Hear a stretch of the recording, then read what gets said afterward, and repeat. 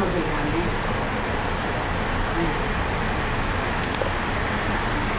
မျိုးနည်းစေတုံးလိုက်ပါဦးဒီသမီးရဲ့လူရဲ့ကျောင်းကပြန်လာအဝိတ္တမရဒီမိုင်းကဒီရှိမှာအေးမှာဟိုရင်းနဲ့ပကံများလေးနဲ့မှာကျဲဥကြောင်းချိနဲ့ကျဲဥကြောင်းဆိုတာနှစ်တောက်တူဖိုးပြီးတော့တစ်ချောင်းအဲ့မှာပဲမိုင်းဦးစီးစီမိုင်းဦးစာရုပ်စပတ်လုပ်တဲ့အားလေဒီစားနာအားရတဲ့မိုင်းဦးဗီဒီယိုလိုက်ရိုက်အဲ့အပန်းစားမတချောင်းပုံတော့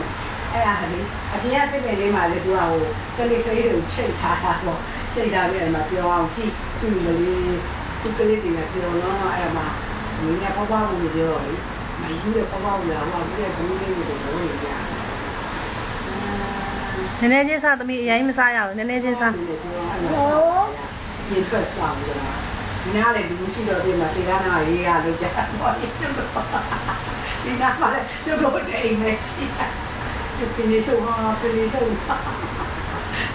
စားနာရေးအားရပါရကိုပုံပြီးတခုချောင်းပုံ